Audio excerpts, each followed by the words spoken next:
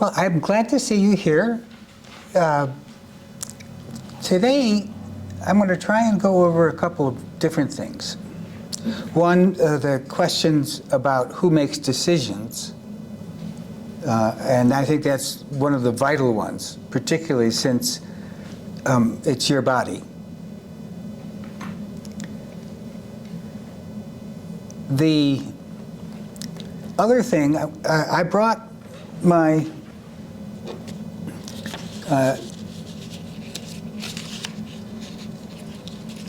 Medicare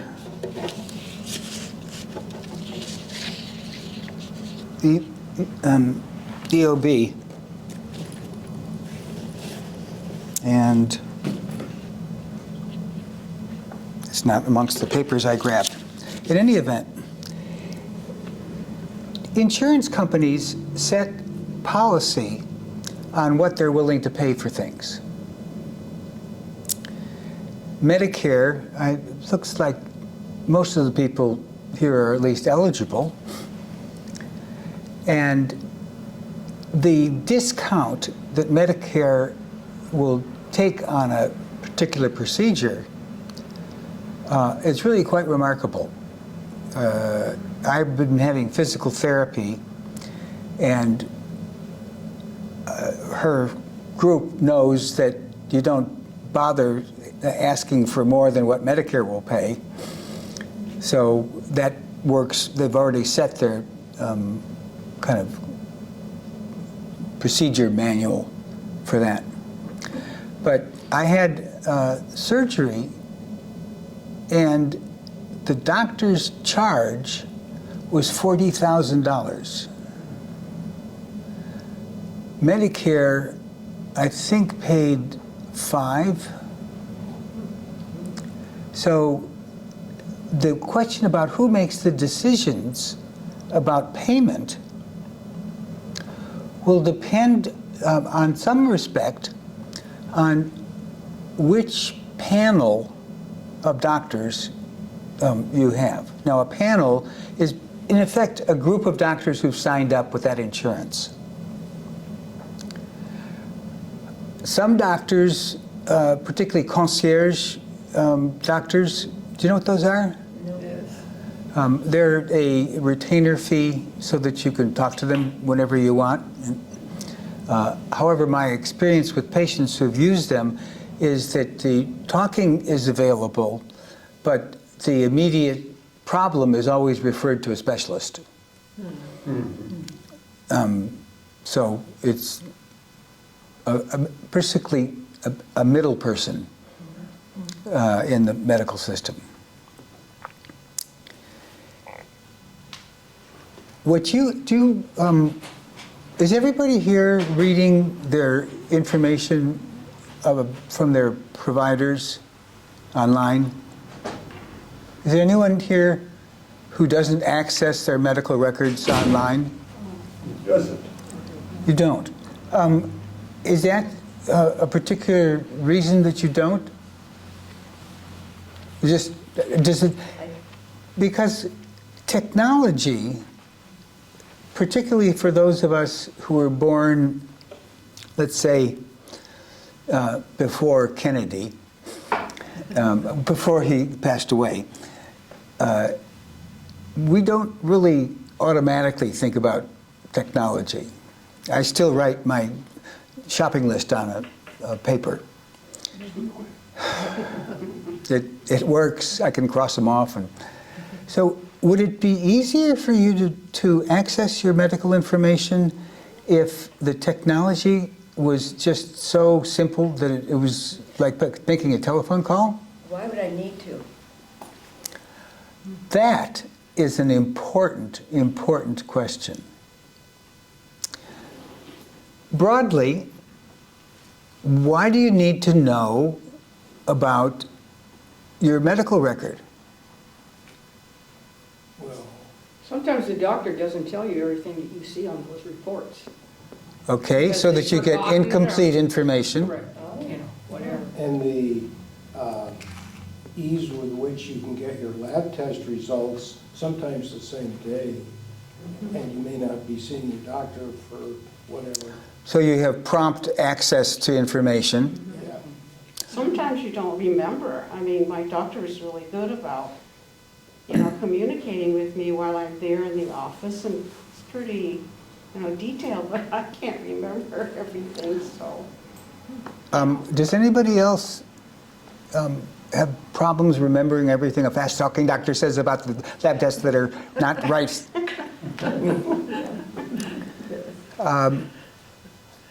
That's universal.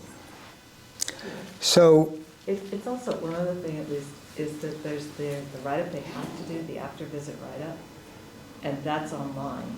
yes. You may not, and there may be details in there that they maybe didn't quite cover with you during the visit. So I found that somewhat helpful. So because the next doctor who sees you reads the medical record, if there are errors, misunderstandings, or just plain screw-ups, that can become a snowballing problem. The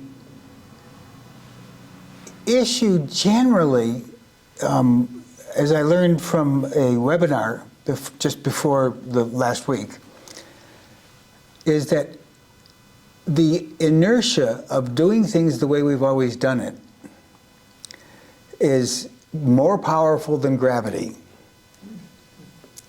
And so the question mark of what's in it for me, why would you be motivated to buy a certain lunch or buy a certain outfit or a car or whatever it's personal preference. And it may be from habit. A lot of people just simply, this is the way I've always done it. That may have worked a while ago. Has anybody noticed that things have changed dramatically? Both in our immediate personal environment and everywhere else? So, new habits become necessary. And one of the hindrances that people may have is, I don't want any bad news. So my doctor will tell me if there's a problem.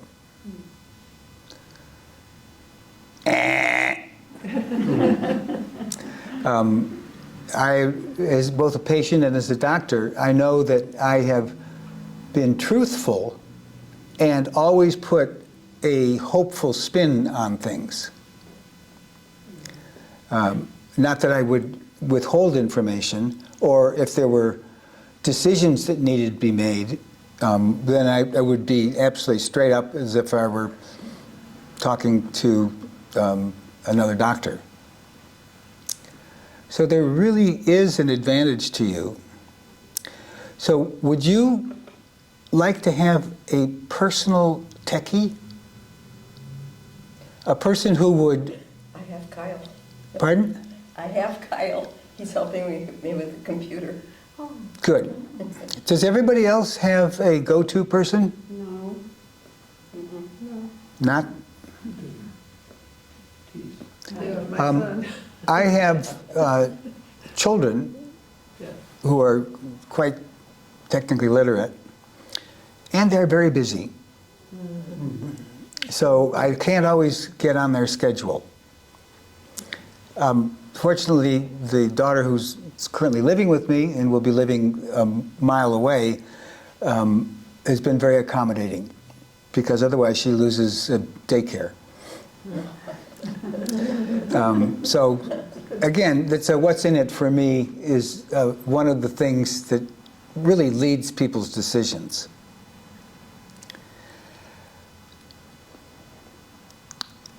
And getting back to who has the power in medical care?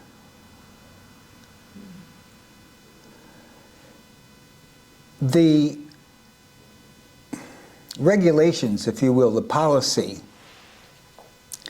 can be set by an insurance company, by a hospital, by a medical group.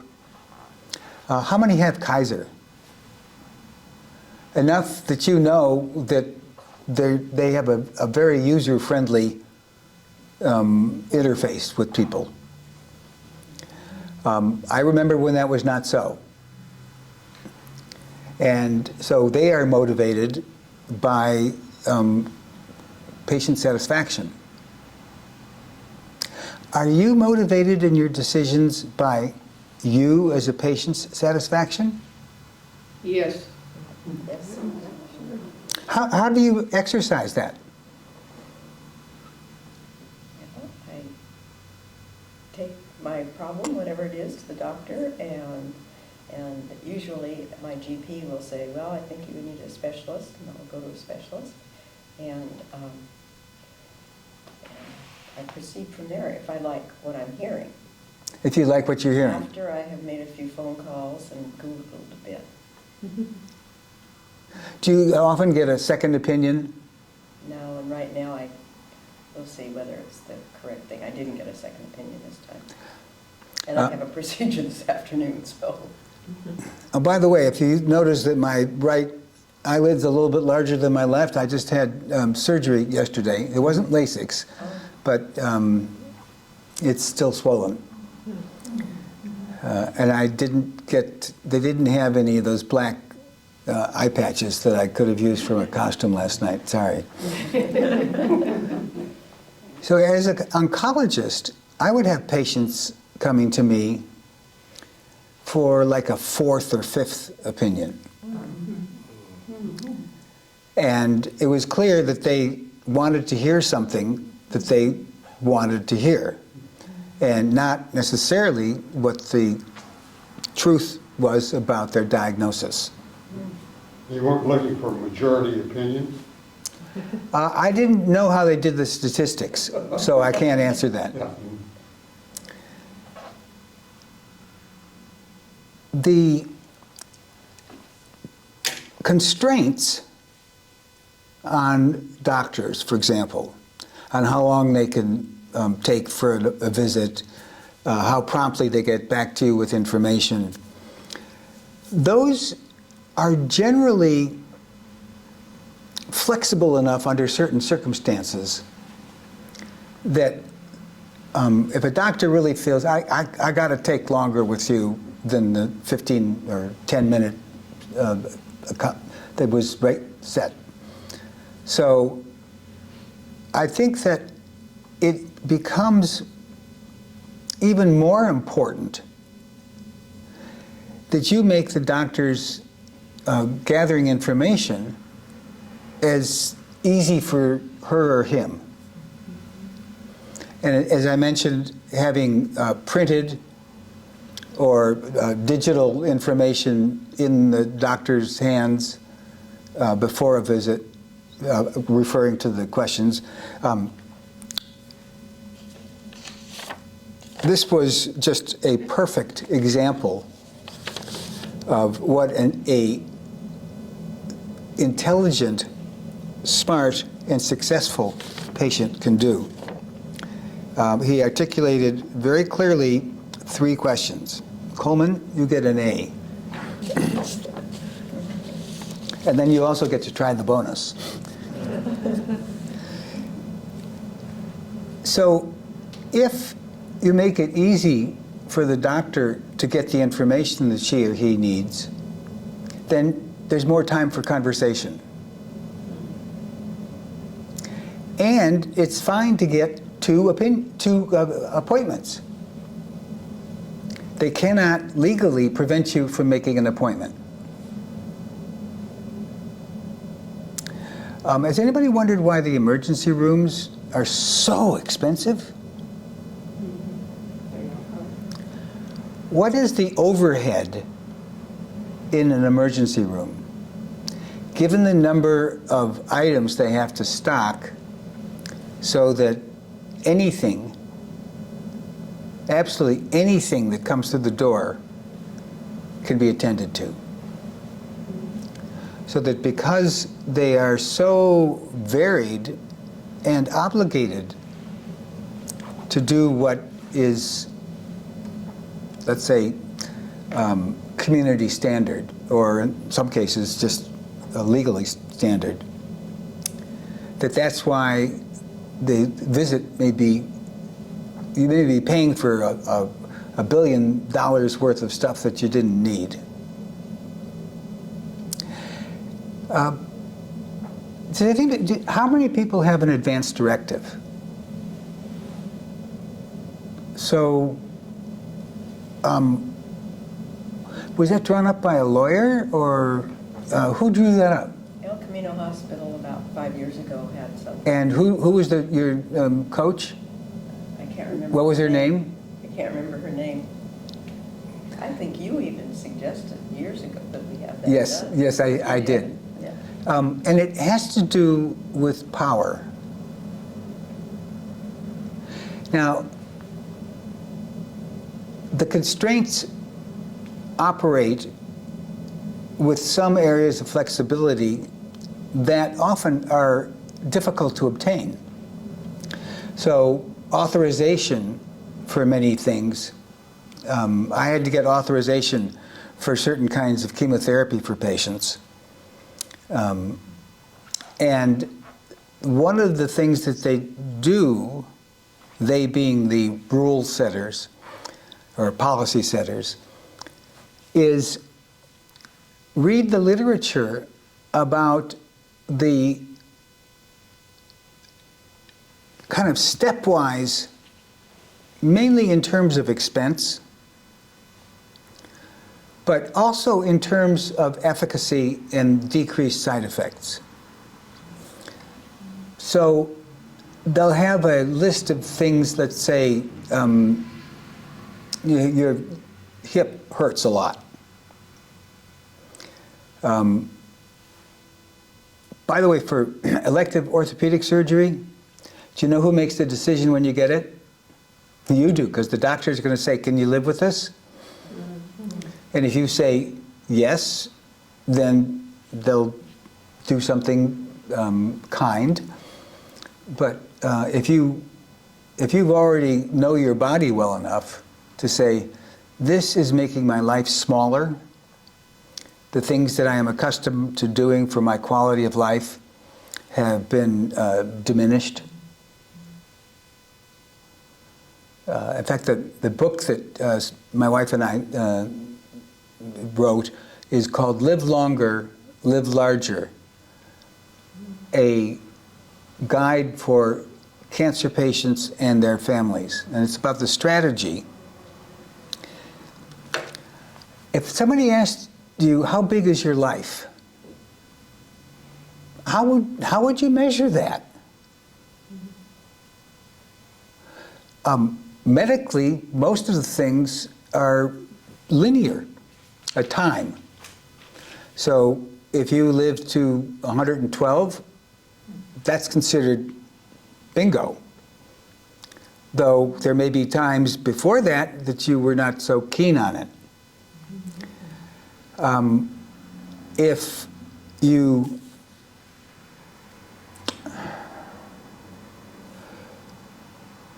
really want to think about, is there another dimension to the size of your life? It would be your physical well-being. So, I mean, how do you feel? What's the quality of your life? So,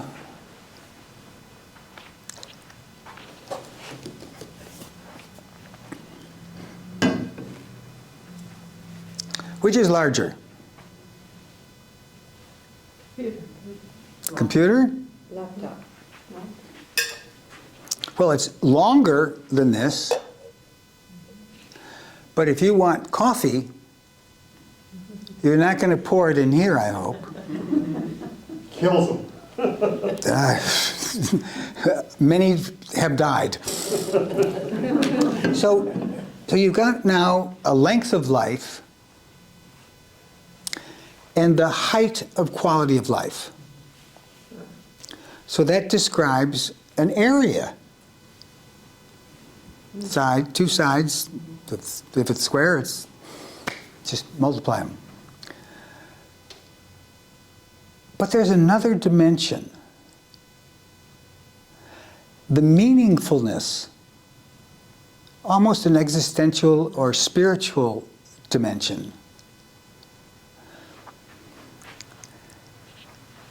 That makes the volume, height times depth times length.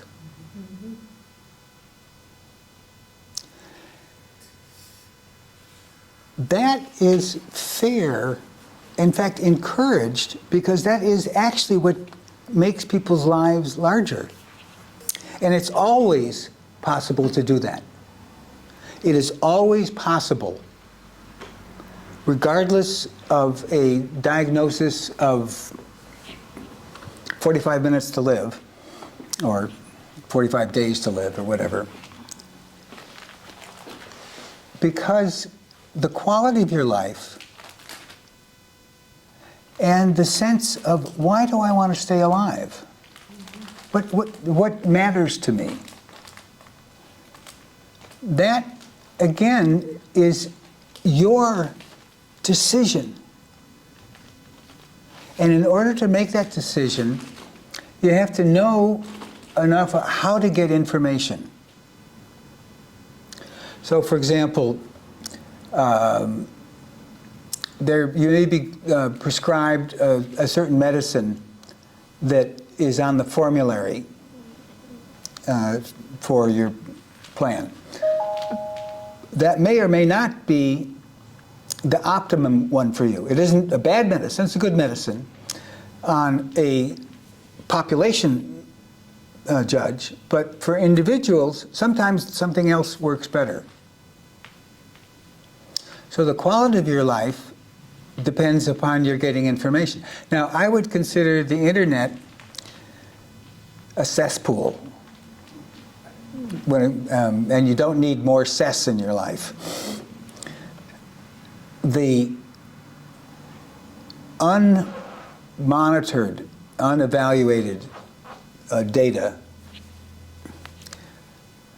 are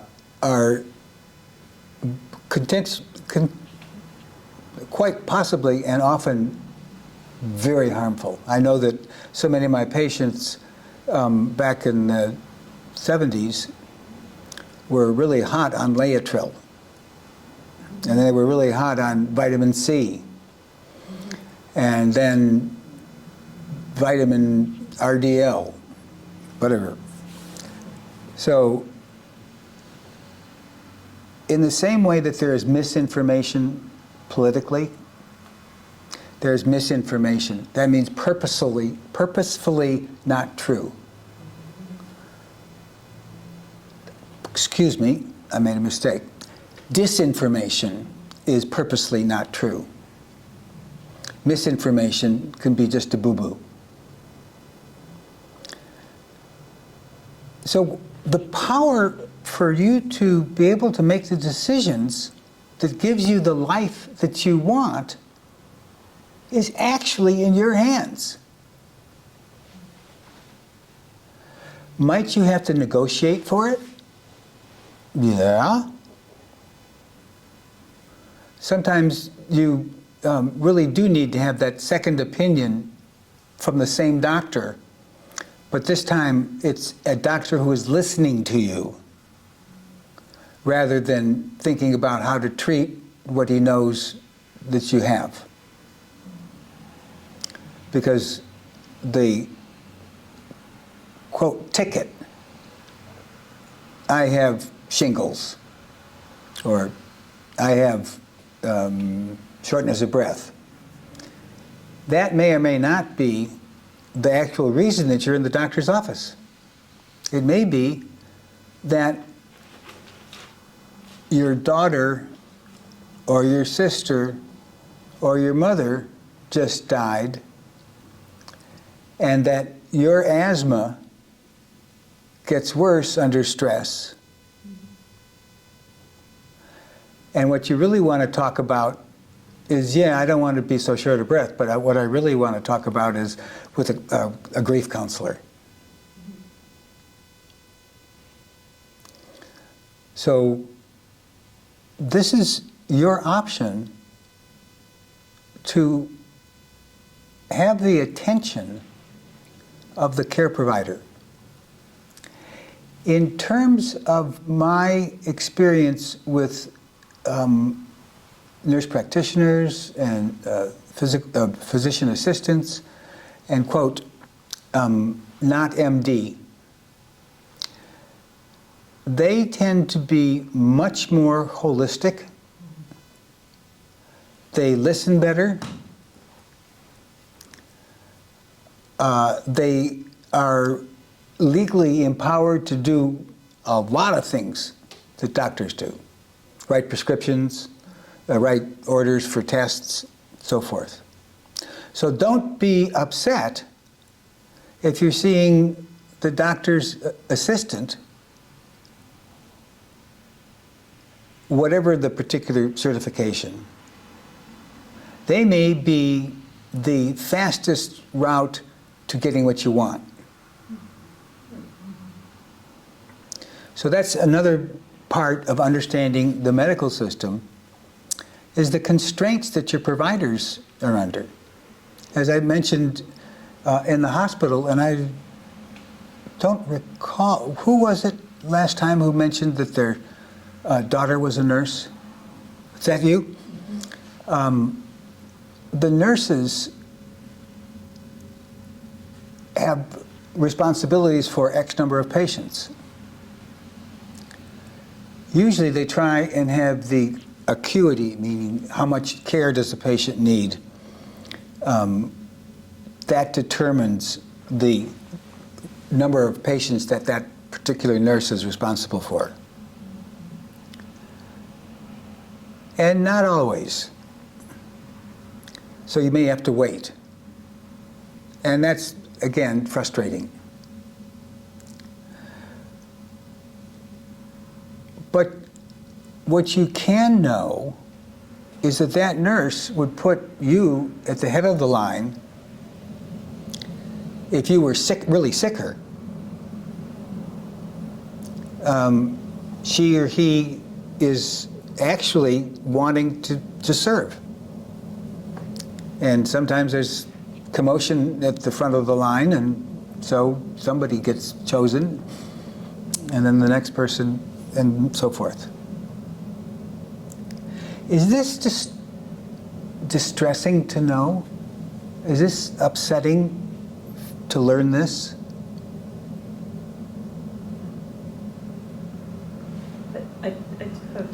I hope a related question, and that Please. is, if you are, just had a couple experiences recently with surgery opportunities, and everybody was great, but there really did seem to be some sort of gaps between the various folks that, I mean, the surgeon had, they were focused on the piece that they did, and somebody else was focused on, the PT was focused on, you know, what they did, and it felt as if it's up to the patient to try to figure out how to weave all those things together, and sometimes the information is conflicting amongst those groups. And I've just, any thoughts or tips on sort of how you kind of, what one needs to think about to maybe help that weaving happen, rather than sort of having to sit down when you're maybe not at your sharpest and trying to figure out how to weave that all together? That is probably the ultimate question, because specialists who are needed if you have a specialized disease tend to have a hammer or a screwdriver, and so they see nails faster or screws faster, depending upon their tools. I have some unusual requests when I go, so when I have surgery or anything like that, I make the surgeon contact all the people that will be involved and put it in my chart, what has to be done, and have them read the chart. And because I cannot have anything in my arms, and they fight me. They say, well, we can't get your proper blood pressure. I said, it doesn't matter. I don't care if it says 140. If it goes up to 190 or 200 and something, you got a problem. It's just a baseline. I wrote all that stuff. It's in my medical chart. And I do not have problems anymore. because they read it. And I have everything that's not supposed to be normal.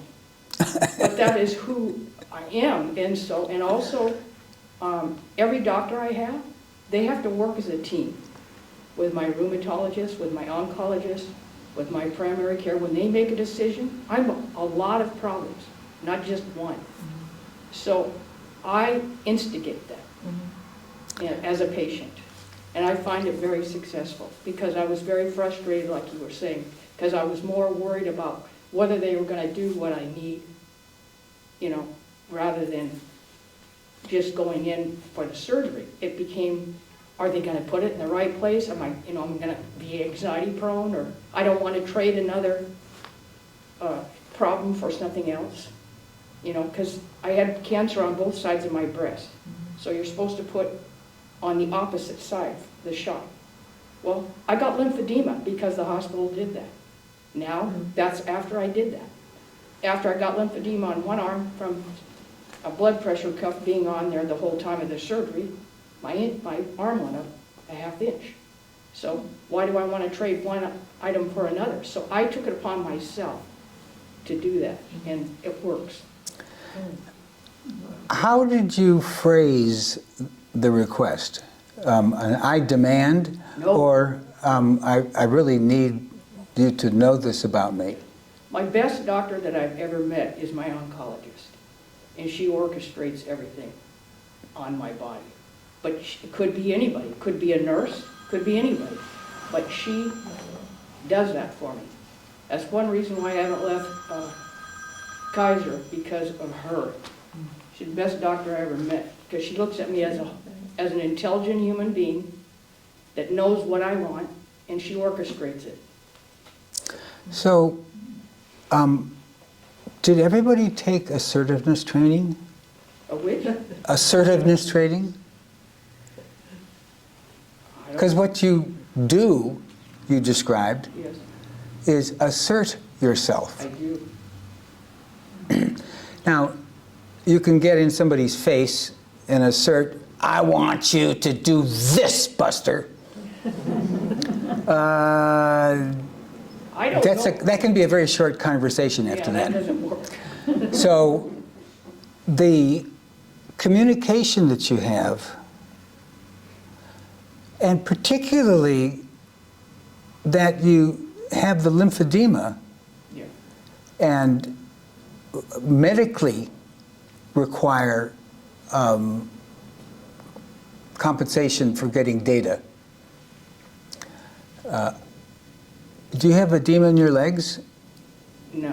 Okay, they not always real accurate, but that can be done there too. The blood pressure. Right. Well, that's where I go once a year for blood pressure, because I have a low blood pressure anyway.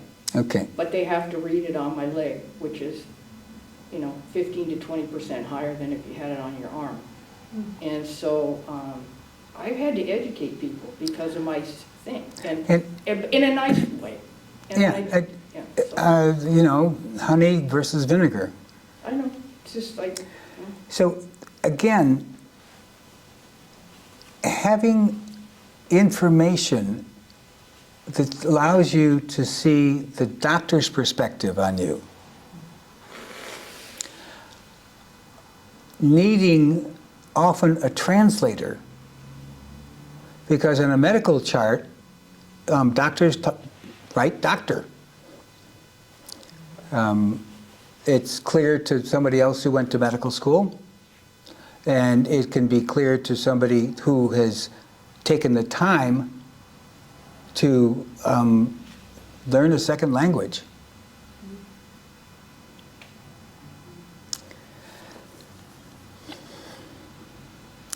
So, what's some other to do?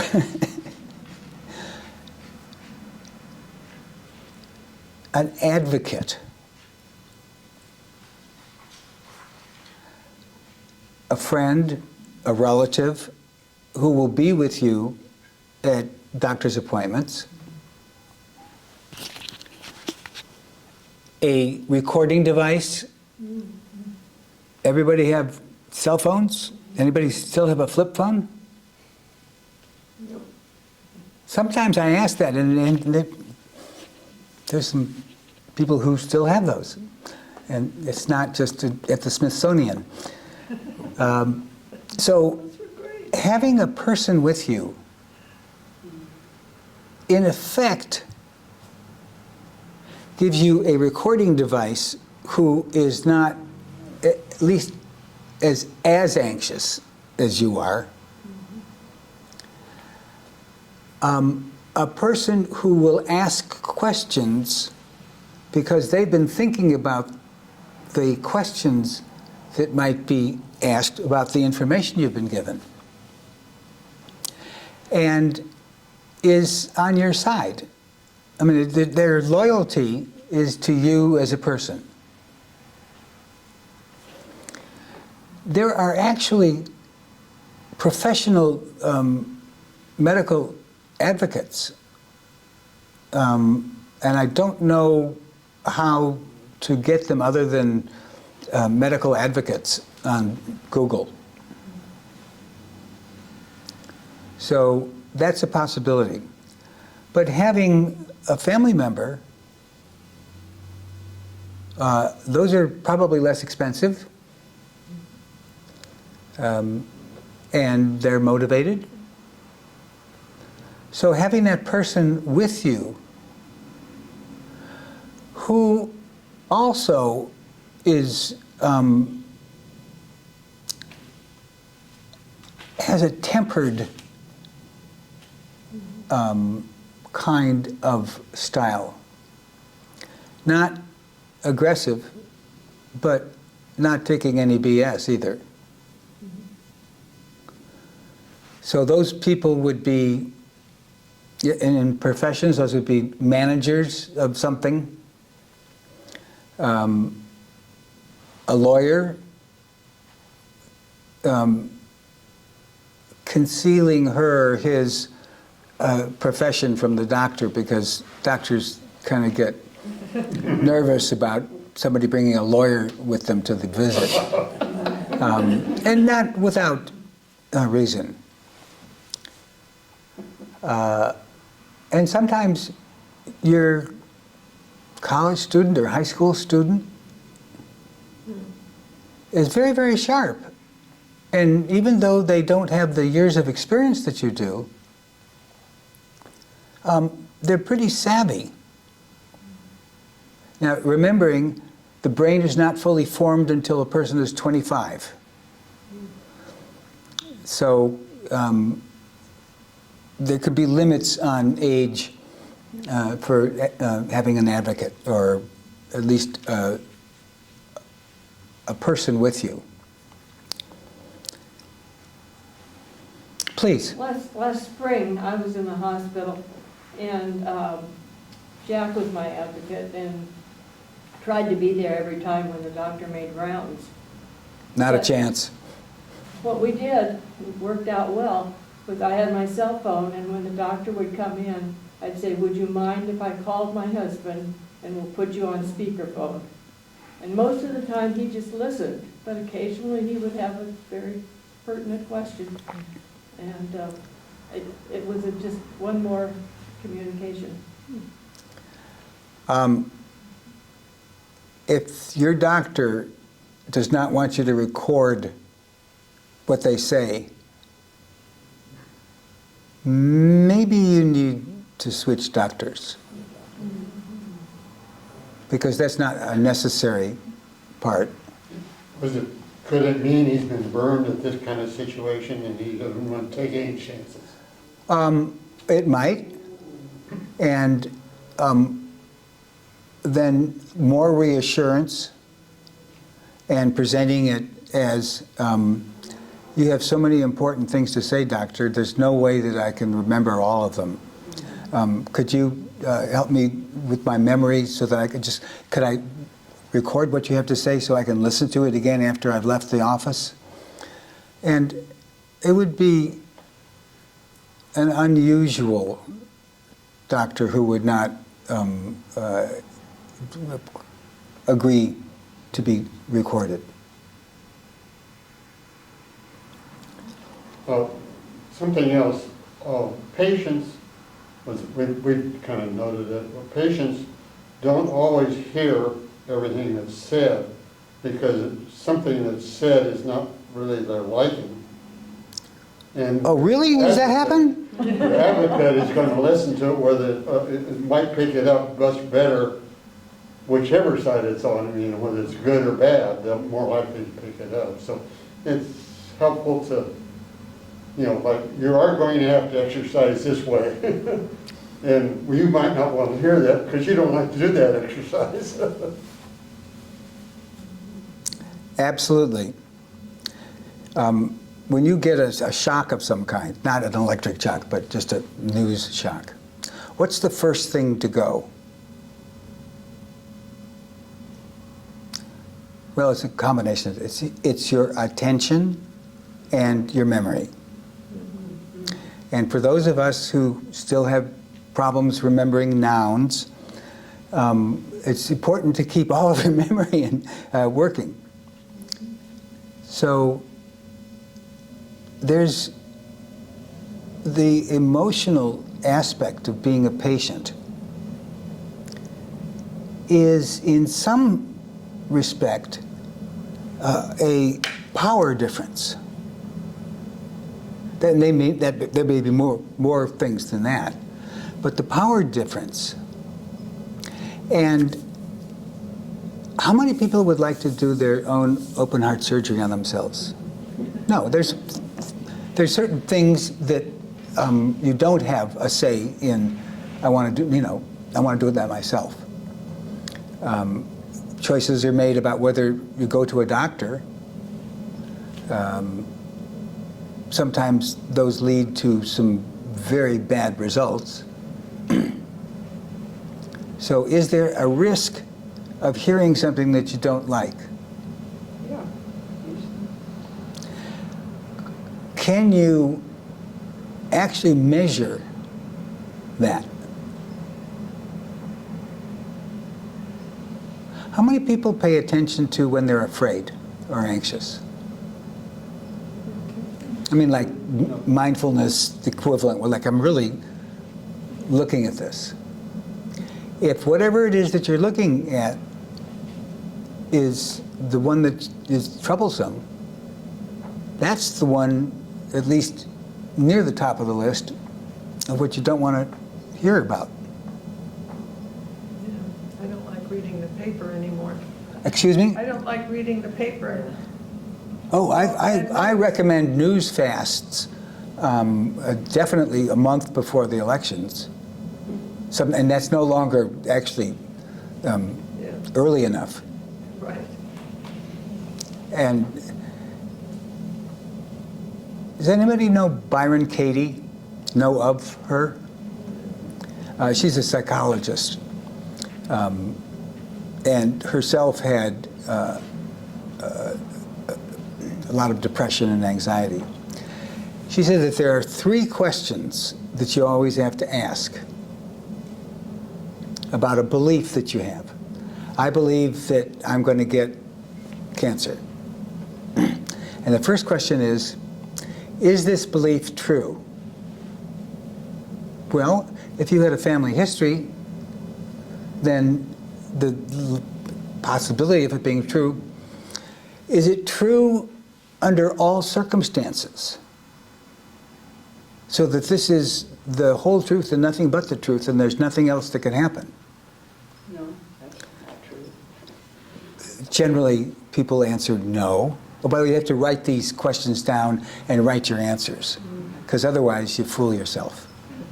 And the third one is, how do I feel when I believe that? And if you feel crappy, then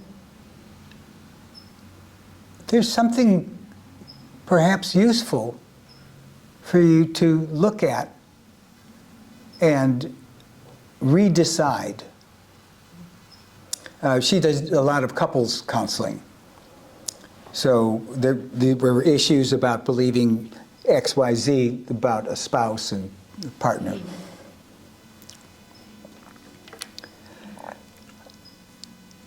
Coleman, I want to get to your questions. Medicare. How many people here do not have Medicare? Sort of have- Is that because you were born too late? No, it's because we're employed. Pardon? It's because we have it through our employers. We have insurance through our. Oh, your insurance with the employers. Okay, but at some point, you may consider that, as you did. There are, quote, advantage Medicare plans. And you always have to ask, whose advantage are they talking about? And then there is regular Medicare. Generally, it's a pretty good idea to get a supplement because Medicare only pays 80%. So the advantage plans have a lot of freebies, quote unquote, in them. The advantage is that they restrict the number of doctors that you can see. So there's a panel of doctors. And so if you don't want to use that doctor, you have to, quote, go out of network. And when you're out of network, it's like you don't have any internet anymore. How can you live your life? And it's expensive. So that is the advantage to a certain extent. It becomes a cost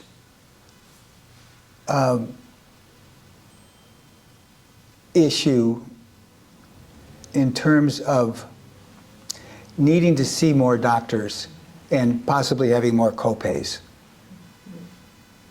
Also, like with Kaiser, they do not like to recommend you to specialists because it costs more. Correct. Yeah. Until the primary physician, You who, don't even, the primary care, I have scleroderma. That means hard skin. yeah, I know. But, well, others may not. Okay, and so I should be able to see a dermatologist at any time because I have skin issues.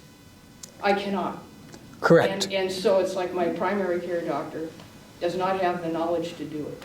Correct. And so that you need the referral from your primary. Yeah, and sometimes they won't give it to you. And I fought that, and I still lost.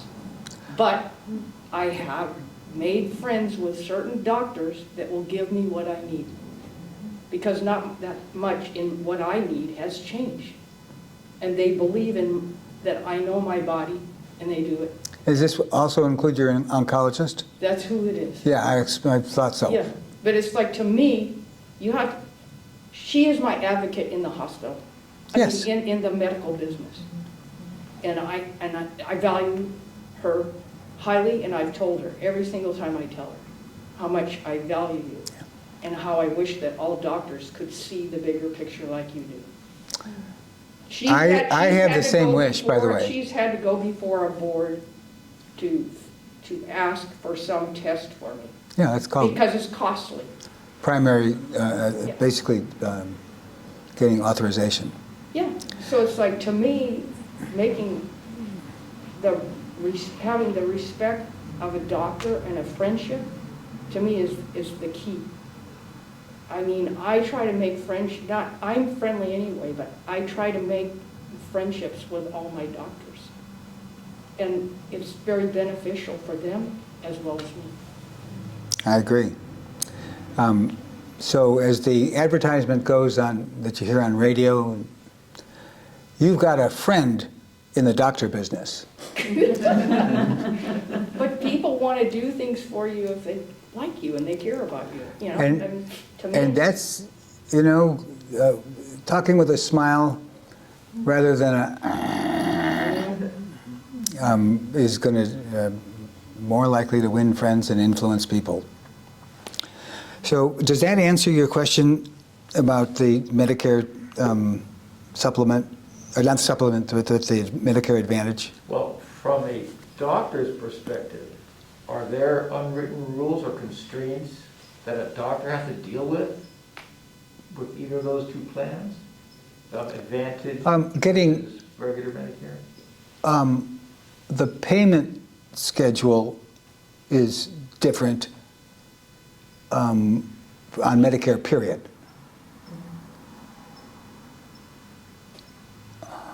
Different meaning lower. Correct. I don't know that there would be different restrictions. Okay. So that would not be a way of making a decision. Right. And no second guessing of doctors' plans. There's no difference in Advantage versus Medicare in terms of whoever the MBA is behind the curtain. Yeah, I have always liked to make as many decisions on my own as I can. Of course. So I have never even considered the Medicare Advantage plans. So that, I mean, I can have any doctor who's got an opening. Yeah, okay. Thank you.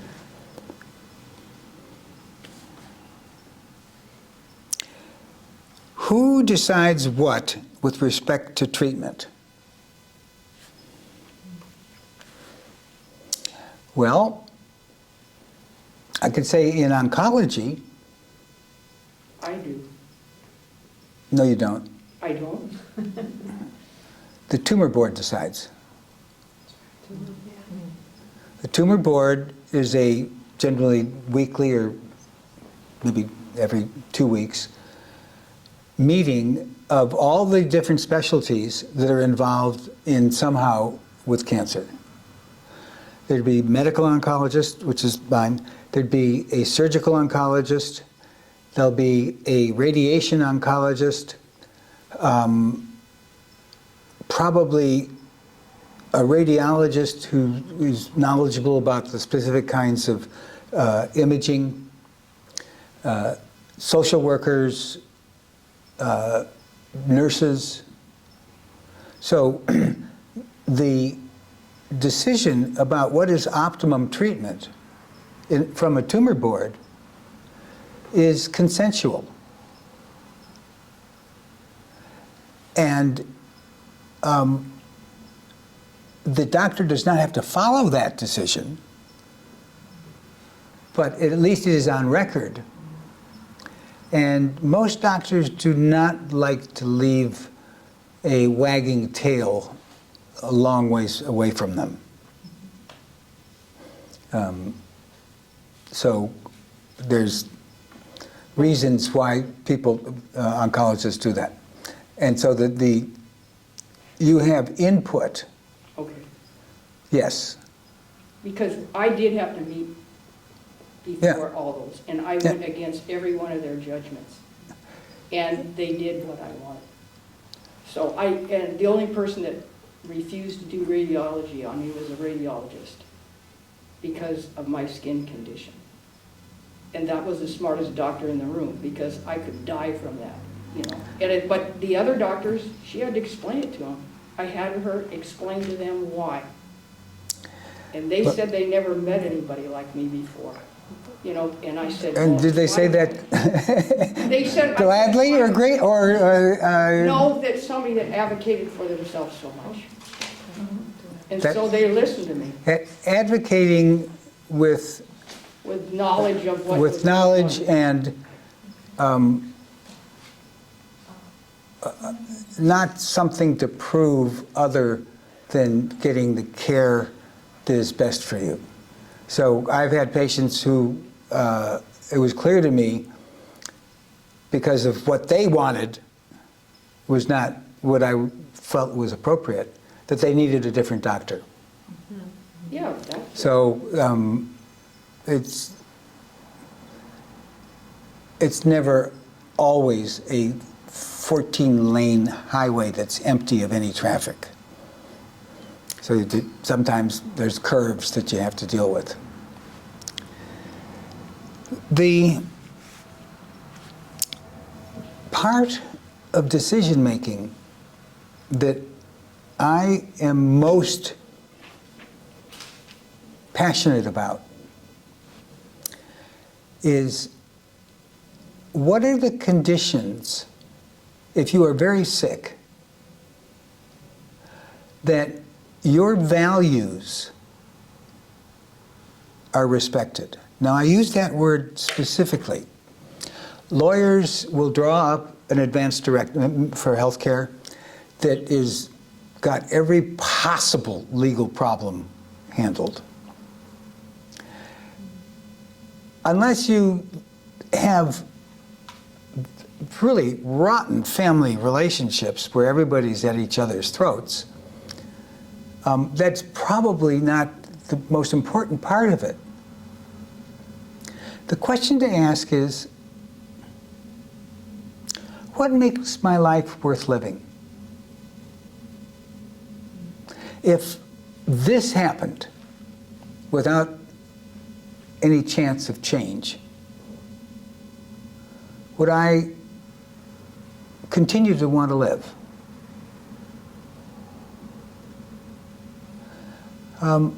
Has anybody thought about that? And not just I don't want CPR. This is, because CPR may be exactly the thing you need in the ER to get things started, and then you can go home later back. Tell me your experience. Which one? What are you referring to? I have been a caregiver. Right. So in terms of making decisions about the way that you wrote your advance directive, I know that you had somebody coaching you. Was it Betsy? Golly sakes, it was about 6-7 years ago. Fine, I understand. And my husband and I just sort of listened to, and she was lovely in that we'd say, I don't exactly understand that one. Well, this is what really, that's what it means. So we just clicked it off. So what were And I the... think it's still on file at El Camino, I hope. So. Yeah, when's the last time you looked at it? Well, that's what I was just thinking. As you said something earlier, I think I should go look at it again. Yeah, I should. In fact, I had a situation where I had the fire department come in, and my husband's was right up there where it's supposed to be on the refrigerator. And one of the firemen came around and said, I wonder if this is really what you had in mind when he took a look at the situation. He said, I think you ought to rethink this. So I did. Next day I went down to my doctor's office and I said, hey, what do you think, doctor? And he said, yeah, we should change that. There was a wonderful article in I think it was the New York Times.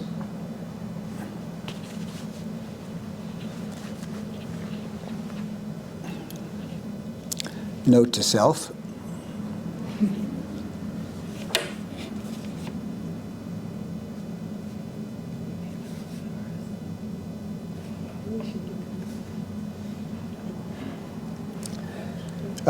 That talked about exactly that situation.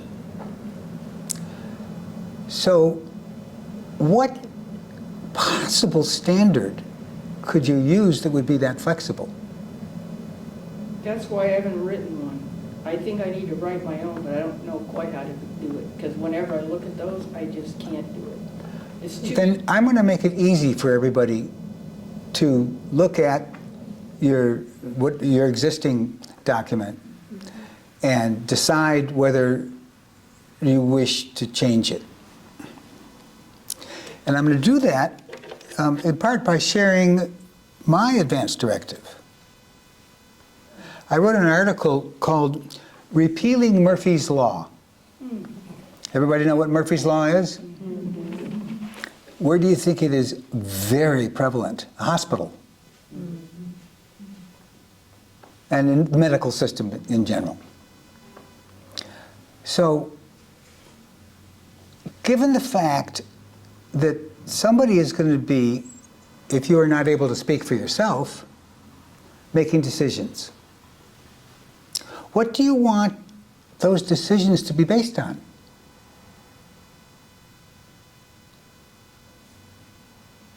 Thud.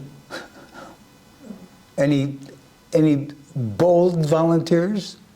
You want to be based on your values and what you... Bingo!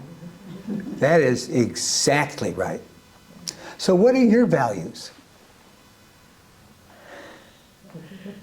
I don't know if I can articulate them clearly enough, in this particular case. I was thinking about a case where I actually had to make that decision for someone else. It was a life-threatening medical emergency, and the doctor and I had, about 20 minutes to make the decision as to whether or not to operate. And that is exactly what we ended up doing. Fortunately, the doctor knew this person very well, and the two of us talked about what we thought his values were and what he would want, and so we based our decision on that, because I couldn't possibly make that decision by myself. I mean, we really had to think about what we thought he would decide. So. Could everybody hear that? No. Oh, sorry. Let me say it again. You had to make, I'll repeat some of what you said. She had to make a decision for someone else who was in a situation where surgery was being recommended. And you became the decision provider, is that it? I did. Because He was not able to make the decision. You're designated as the surrogate? My father, so it was. Oh, okay. So by consanguinity, you make a. And by the way, a lot of our parents never even considered doing this because.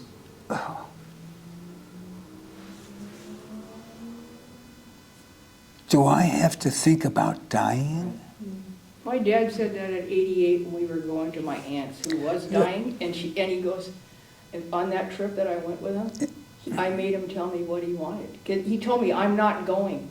I said, yes, you are, you're 88, and if you don't tell me, I'm gonna throw you in the garbage can, because I want to know if you want to be cremated or, it's like weird. Those kind of decisions are not the, you can't lead the horse.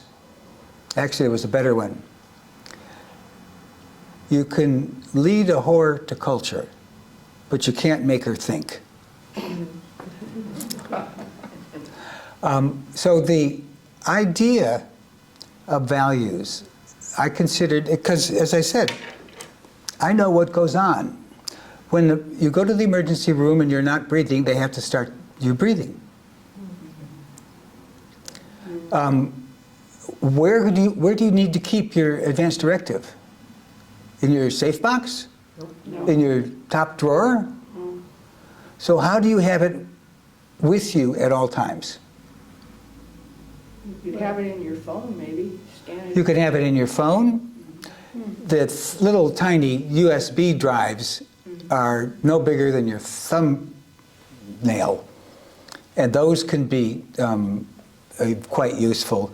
And so what is the first thing that they ask when you go to an emergency room? Show me your insurance, please. So you have a note on your insurance card stating my advance directive is on X, and then here's where it is. Oh yes. We were told that we should have a limited number of copies. Like one should be in the car, one is on file at the hospital. You were told you're not, or that you should? Should have a limited number. Limited. Say maybe your children should have a copy, but be sure you know, because if you update, you want to update them all. Precisely. And that's why people who haven't looked at their advance directive in 20 years may want to change that. And so I'll tell you how I did it, and I will distribute. I'll bring the copy of it to a paper copy. My value that makes my life worth living is the ability to be cognizant of myself and able to give and receive love. And I had to come down to that very, very narrow one. Well, let's say I was quadriplegic. Not attractive, but if I could still do the things that I said were most important, I'd at least try that. So there's this whole list of things that people, you know, like, if I had dementia, I wouldn't want to live. Well, if it's a question of being humiliated because you can't remember something, I would have fainted dead away so many times, and even while I'm doing public speaking. So, you know, Buchholz, deal with it. So, a value that really is your heart's desire, I would suggest something that's obtainable, like, I don't want to die until I've learned to play the cello like Yo-Yo Ma. Not so much. So, think about, just do a little thought, close your eyes for a moment, if you're willing, and just think for a moment about the worst thing I can think of happening. Would I still be willing to be alive?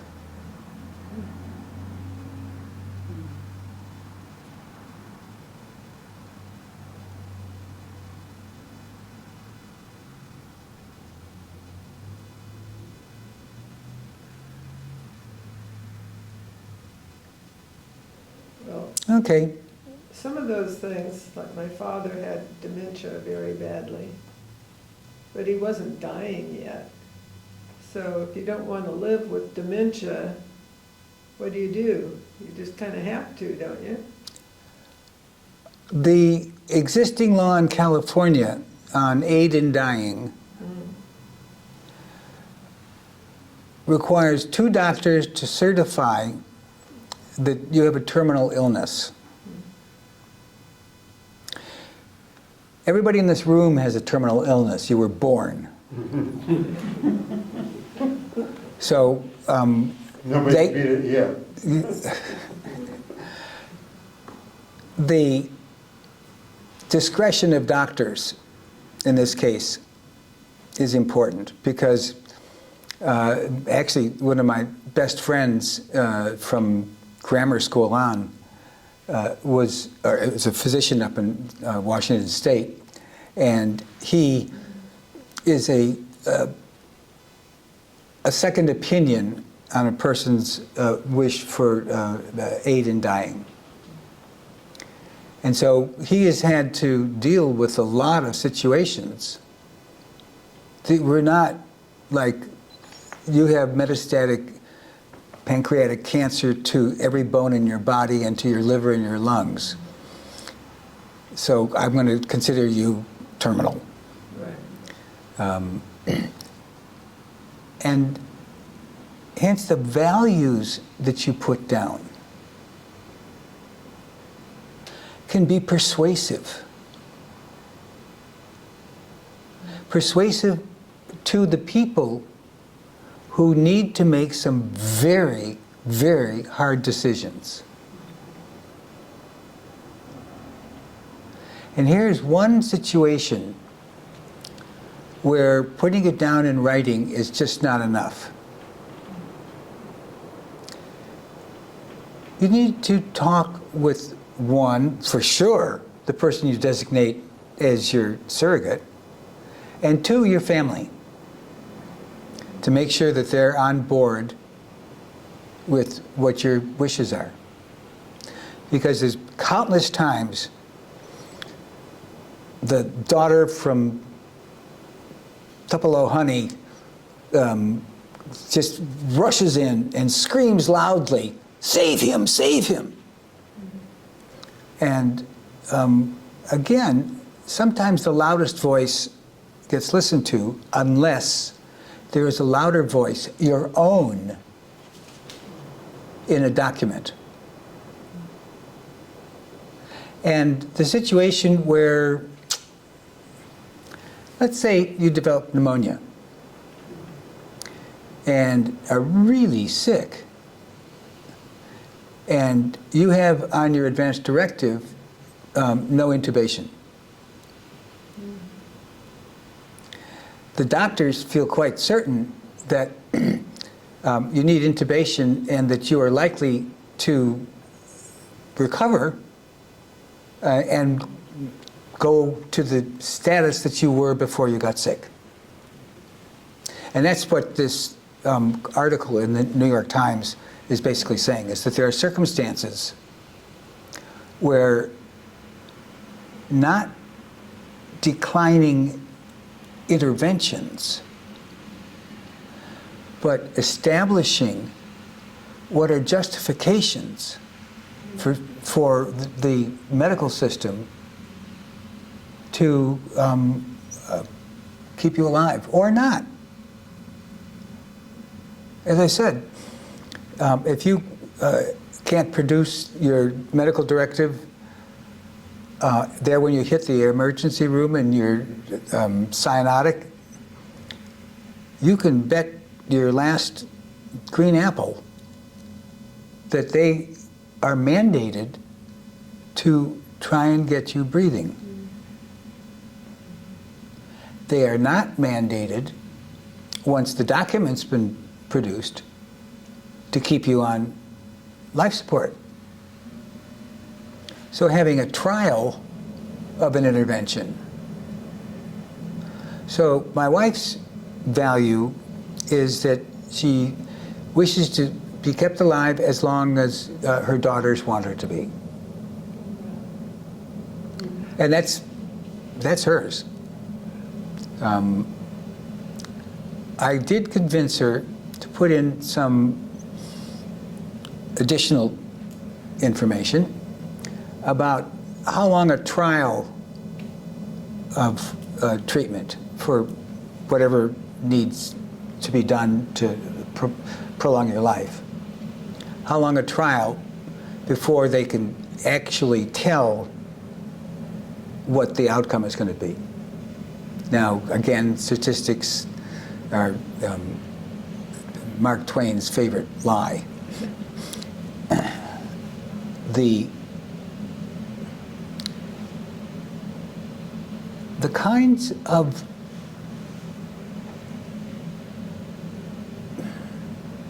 limits on interventions.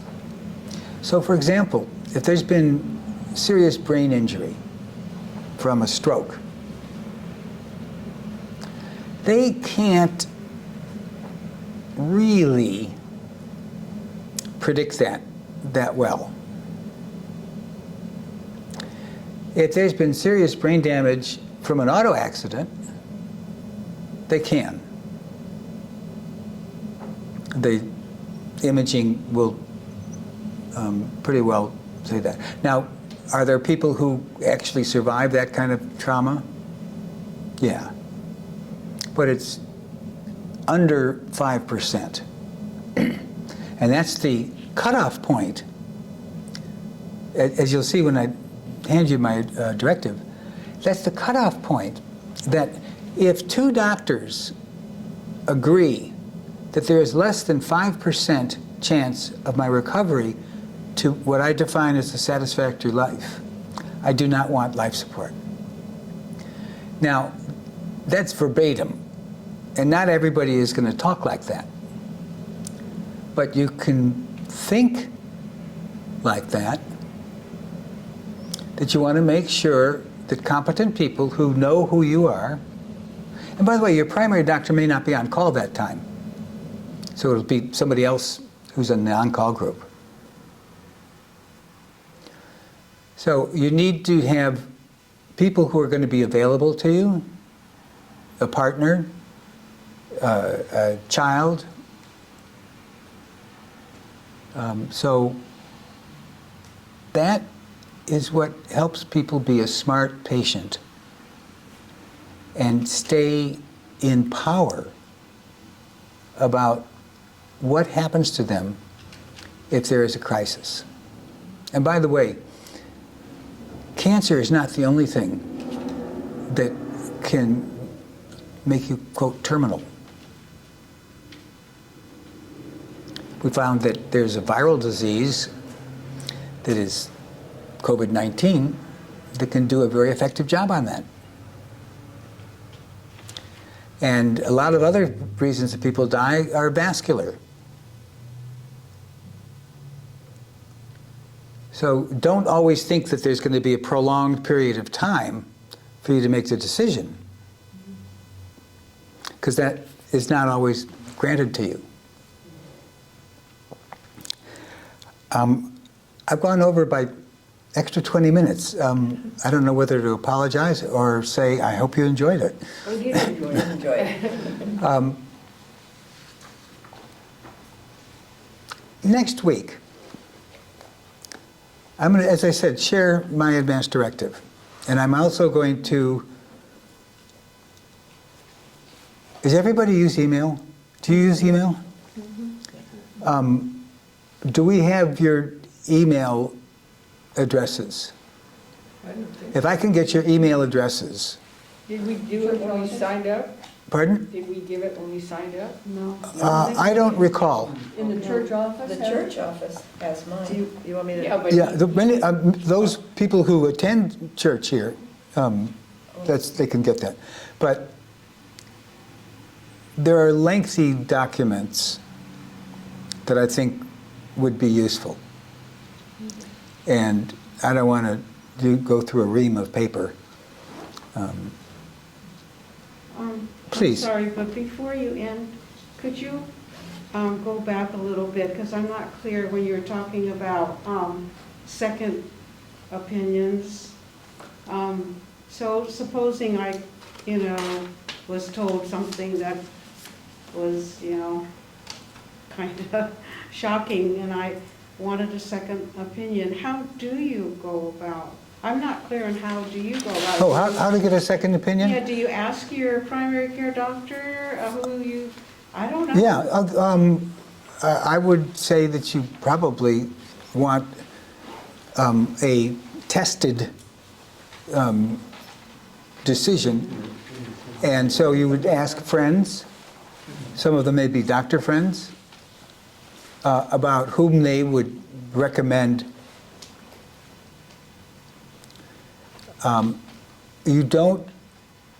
They can't deny you having a second opinion.